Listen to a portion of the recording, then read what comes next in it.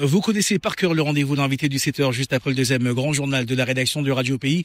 Bonjour Victor. Bonjour Kylian, bonjour à tous. Ce matin, vous allez parler BTP avec le président de la FRBTP, Emmanuel Bazin. Et oui, c'est l'un des secteurs économiques les plus importants de Guyane, environ 5% du PIB guyanais. On parle du BTP ce matin et plus généralement du secteur de la construction avec une situation actuelle pleine de contrastes. D'un côté, des chantiers de grande ampleur qui sont effectivement lancés, une activité à la hausse l'an dernier selon l'IEDOM. Mais de l'autre côté, manque de visibilité, défaillance d'entreprise et crainte de la part des acteurs locaux du BTP que la commande publique baisse dans les mois qui viennent. Or, tout le monde le sait, la commande publique en Guyane, de l'État, des collectivités ou des bailleurs sociaux, c'est un peu le poumon du secteur de la construction. Alors, où va-t-on pour en parler? Emmanuel Bazin est notre invité ce matin. Bonjour. Bonjour. Et merci beaucoup d'avoir accepté notre invitation. Emmanuel Bazin, vous êtes le président de la FRBTP Guyane, la Fédération régionale du bâtiment et des travaux publics. L'année n'est pas encore terminée, c'est peut-être un petit peu difficile, on va dire, d'avoir déjà une vision d'ensemble, une vision précise sur l'activité depuis le mois de janvier. Mais qu'est-ce qui ressort des 3 premiers trimestres de 2025, Emmanuel Bazin? Est-ce que ça construit à la hauteur de ce que vous aimeriez? Alors aujourd'hui, les bilans sur l'année, on reste sur de l'activité qui est plutôt forte, mais là on vient de s'infléchir et on commence aujourd'hui à avoir des indicateurs qui commencent à s'inverser. D'accord. Ça fait 2 ans qu'on dit attention, la commande publique risque de s'effondrer. On a une cellule qui s'appelle la cellule économique qui nous donne des chiffres extrêmement précis de la commande publique. On a une vision très claire de ce qui se passe et on sait qu'on va aller vers des défaillances et des baisses très fortes. Aujourd'hui, plus 25% de chômeurs dans le secteur du BTP, moins 25% d'intérimaires. Ce sont les derniers chiffres CERCS, moins 47% de création d'entreprises dans le BTP. Tout ça, ce sont des indicateurs extrêmement négatifs et qui nous font augurer vraiment une crise majeure dans le BTP, même si jusqu'à maintenant, on avait plutôt créé de l'emploi. Oui. Mais ça y est, on est en train d'en détruire. Donc c'est pas une situation éphémère et provisoire, c'est quelque chose finalement que vous constatez quand même depuis quelque temps maintenant. C'est quelque chose qu'on constate depuis la baisse, on la constate maintenant, mais on l'annonçait depuis plus de 2 ans. Oui. Donc le constat est amer parce que on imaginait des sursauts, on imaginait que on puisse régler ces sujets-là. Et a priori, on n'a pas de sursaut pour l'instant. On va en parler, mais d'abord, puisque vous avez commencé à parler de chiffres, Emmanuel Bazin, est-ce que un des problèmes, c'est qu'il n'y a pas un indicateur en fait pour lire l'activité de votre secteur en temps réel? Si on regarde que les logements autorisés à la construction, ça donne une tendance, mais on le sait, les chantiers ils mettent du temps à sortir de terre. Pareil avec les emplois dans le BTP, ça montre l'activité immédiate, on va dire, mais pas forcément la dynamique à venir. Et le chiffre d'affaires global, lui, il peut être biaisé de temps en temps par quelques grands chantiers ponctuels avec aussi, ça peut masquer aussi la fragilité de certaines entreprises et je pense notamment aux TPE. Du coup, sur quoi est-ce que vous vous basez en fait pour dire si oui ou non votre secteur est en bonne santé? Alors en fait, on va mixer tous ces indicateurs. Ouais. Tous ces indicateurs sont intéressants. L'indicateur de l'emploi est extrêmement important et prépondérant. Oui. On a l'avantage dans le BTP d'avoir une caisse des congés payés où tous les salariés sont regroupés dans cette caisse-là. Donc on a des chiffres qui sont tout à fait maîtrisés. D'accord. On sait aujourd'hui que la caisse des congés payés, c'est plus de 5000 salariés. C'est un maximum historique. Néanmoins, on risque de baisser. Aujourd'hui, l'écosystème BTP, c'est 5000 personnes donc à la caisse des congés payés. Donc ça, c'est le cœur de nos entreprises. On a autour de ça des intérimaires.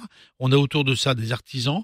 Globalement, l'écosystème, c'est 10 000 personnes à peu près. D'accord. L'emploi salarié en Guyane, c'est à peu près 70 000 personnes.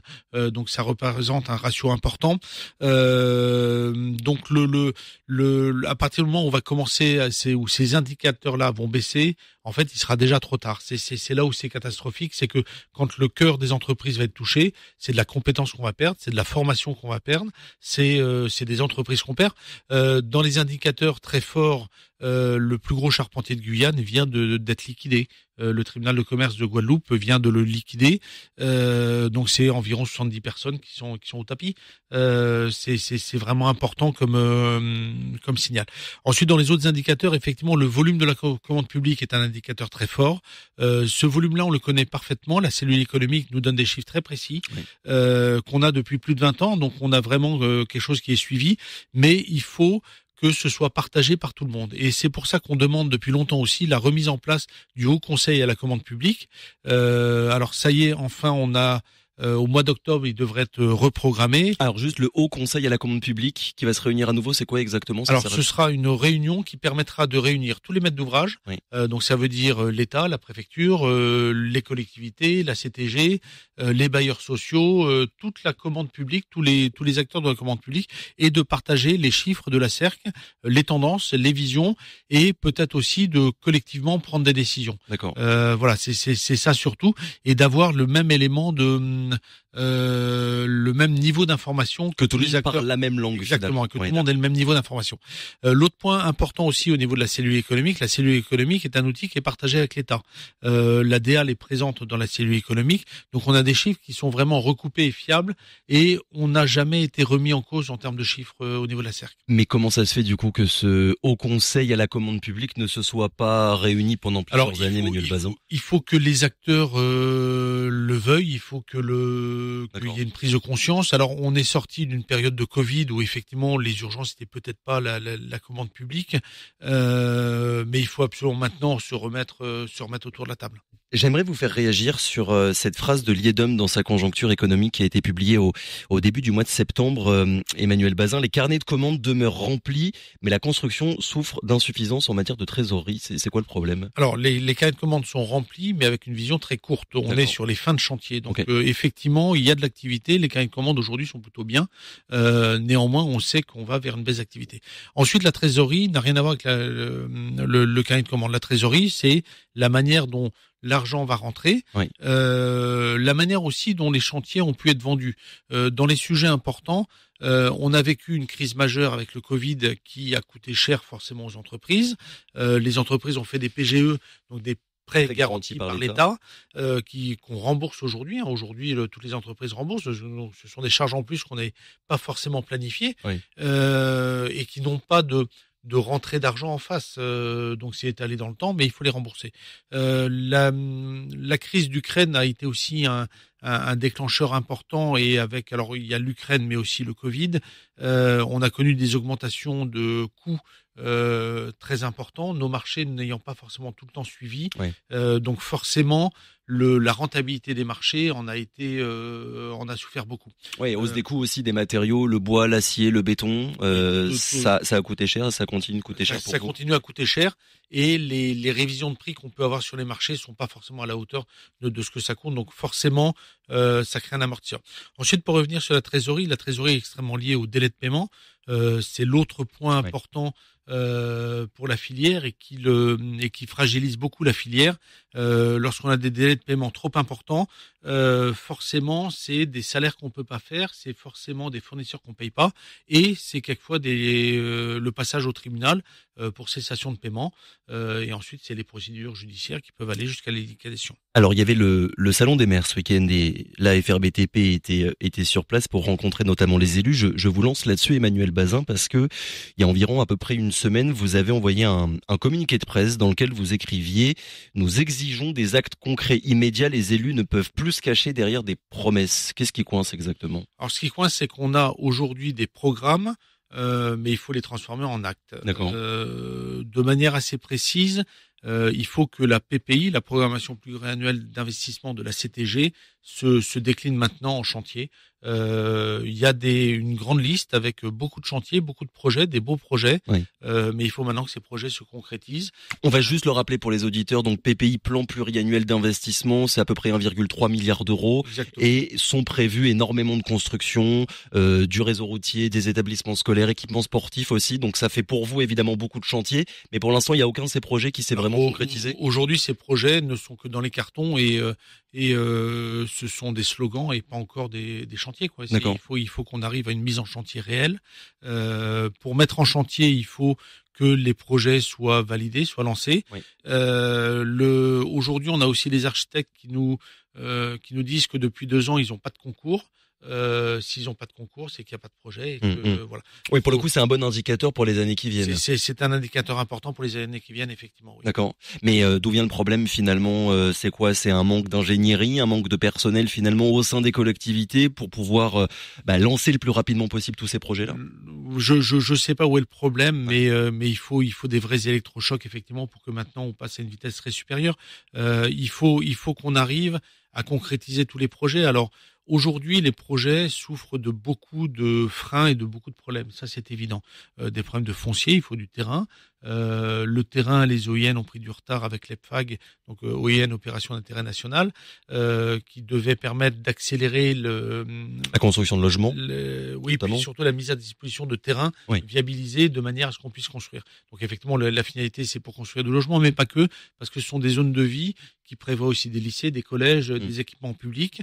Et donc, si ces terrains-là ne sont pas livrés, forcément, le projet peut pas démarrer. Donc, il faut du terrain. Il faut ensuite des projets ficelés. Il faut aussi que les bureaux d'études, que les architectes, etc. puissent travailler sur des projets.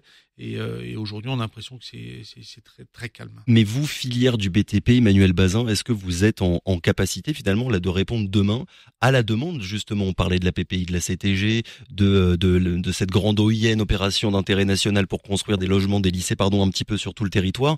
Si demain ces projets-là finalement pouvaient partir, vous êtes en capacité de répondre? On est tout à fait en capacité, puisque aujourd'hui on voit nos carnets de commandes baisser, donc clairement on est en capacité. Et puis la filière s'est toujours organisée de manière à pouvoir répondre. Aujourd'hui, on a formé, on a augmenté nos volumes de salariés. Je disais, on est à un maximum actuellement à la Caisse des congés payés, donc ça veut dire que la filière a su s'organiser pour répondre aux grands défis. Donc oui, bien sûr qu'on saura répondre, il y a aucun souci. Il y a l'EPFAG pour l'OIN, la CTG pour la PPI. Je sais, ça fait beaucoup d'acronymes là pour les personnes qui nous écoutent. Il y a aussi, et je continue de citer votre communiqué de presse, les mairies et les EPCI qui doivent accélérer l'équipement du territoire sans délai bureaucratique. Là encore, c'est quoi le problème? C'est le délai pour lancer les chantiers ou pour qu'une entreprise soit payée en fait? Alors si on en est au stade de l'entreprise qui doit être payée, ça veut dire que le projet est lancé et que c'est plutôt bien. Néanmoins, avant, il faut lancer le projet. Effectivement, dans tous les freins, il y a des freins réglementaires, il y a des freins qui sont multiples en fait. Dans un projet de construction, on a beaucoup d'écueils et c'est vrai que nous, ce qu'on propose, c'est de pouvoir tous se mettre autour d'une table, peut-être en petit comité, mais d'essayer de voir projet par projet ce qui peut bloquer et d'essayer de les débloquer. On va rentrer dans une crise forte, donc il va falloir qu'on arrive à sortir des projets peut-être plus que d'habitude. On avait un indicateur il y a quelques années, je suis pas sûr qu'on l'ait encore, mais qui était le taux de réussite au niveau de la cellule économique. C'est-à-dire que sur 100 projets, on savait qu'il y en avait 40 qui se faisaient réellement dans l'année. Les autres dérapaient. Aujourd'hui, si nous faut pour vivre dans la filière 40 projets, peut-être que sur les 50 proposés, il faut que les 40 arrivent au bout et donc il faut qu'on ait un taux d'efficience beaucoup plus important et qu'on arrive à le bousculer. Voilà, donc ça on pourrait certainement, en faisant des réunions plus spécifiques, on l'avait déjà fait à une époque avec un préfet, lorsque EDF Bloc appelait EDF, lorsque c'est la propriété du terrain, voire pour la débloquer. Enfin voilà, et être projet par projet et être peut-être plus actif de manière à débloquer les projets, de manière à ce qu'on ait un volume minimum. 40% de taux de réalisation, du coup, c'est très peu, non? Enfin, je sais pas. Oui, c'est très peu, mais c'est un petit peu logique parce que dans ces listes-là, il y a des projets qui s'étalent longtemps, il y a des choses dont les chiffres sont pas pour l'année. Donc là, quand on résume en chiffres, quelquefois ils se nivellent dans le temps. Donc c'est effectivement un indicateur qui peut sembler faible, mais sur lequel il faut peut-être pas s'accrocher en valeur, mais plutôt voir que ça peut être une solution pour compenser en fait, en ayant moins, en faire plus. D'accord. J'aimerais vous entendre aussi sur la dépendance à la commande publique avec un effet, on va dire, de stop and go, donc une vague de chantier qui peut parfois donner l'impression d'un boom, mais avec juste après une phase de creux, on va dire, quand les projets sont retardés. Je suppose que vous avez besoin précisément de stabilité, qui est pas comme ça des années avec année 1 énormément de chantiers, l'année d'après il y a plus rien. Bien sûr qu'on a besoin de stabilité. Mais encore plus de vision. En fait, c'est surtout avoir la vision. La stabilité, ce serait un plus. Néanmoins, on sait très bien aussi que si on veut tout niveler, Le problème, c'est que s'il y a le moindre petit accroc à un moment, Oui. on n'en aura plus assez. Et donc, voilà. Donc, je pense pas qu'il faille niveler. À un moment, c'était un des gros combats de la filière de vouloir niveler la commande publique. C'est pas forcément ça l'objet aujourd'hui. Aujourd'hui, ce qu'il faut, c'est avoir la vision de la commande publique, avoir une vision saine et partagée, et de pouvoir anticiper les creux. Après, l'intérêt de réunir encore une fois tout le monde autour d'une table finalement. Exactement, Ouais. le Haut Conseil à la commande publique est vraiment une réponse importante. Dernière question, Emmanuel Bazin. La conséquence, on va dire, une des conséquences de tout ce qu'on est en train de dire depuis tout à l'heure, c'est les défaillances d'entreprises. En 6 mois, il y en a eu 200 entreprises qui ont disparu. Est-ce qu'il faut s'attendre à ce qu'on ait d'autres et beaucoup d'autres dans les mois qui viennent? Il y en a d'autres et beaucoup d'autres, Ouais. et ça c'est catastrophique. Au passage du tribunal de commerce, je crois, de la semaine dernière, il y avait 150 dossiers ou quelque chose comme ça. Donc on est dans des chiffres qui font peur. Alors Est-ce que ça va pas mettre à mal du coup le tissu économique guyanais là dans les années qui viennent? c'est forcément, ce sont des catastrophes humaines, ce sont des catastrophes pour les salariés, mais aussi pour les chefs d'entreprise. Il y a beaucoup de chefs d'entreprise qui vont tout perdre parce qu'ils sont cautions auprès des banques, et forcément ça va avoir des conséquences terribles sur les salariés, sur les chefs d'entreprise. Après dans les explications tout de même, c'est Liedom qui le rappelait en disant que pendant longtemps, il n'y a pas eu beaucoup de défaillances d'entreprises liées au Covid qui ont été plutôt repoussées. Donc, Oui. on a un peu accumulé les choses. Néanmoins, si l'activité restait forte, on n'aurait certainement pas ces défaillances d'entreprises aussi. Et on paye aujourd'hui en fait. Alors, ce on qui paye s'est aussi passé il y a quelques années. l'accumulation, mais si on avait de l'activité devant nous et si on avait des gros volumes devant nous, je pense que le faciès serait complètement différent. Emmanuel Bazin, merci beaucoup d'avoir été avec nous ce matin. Je le rappelle, donc président de la FRBTP Guyane, Fédération régionale du bâtiment et des travaux publics. Merci encore.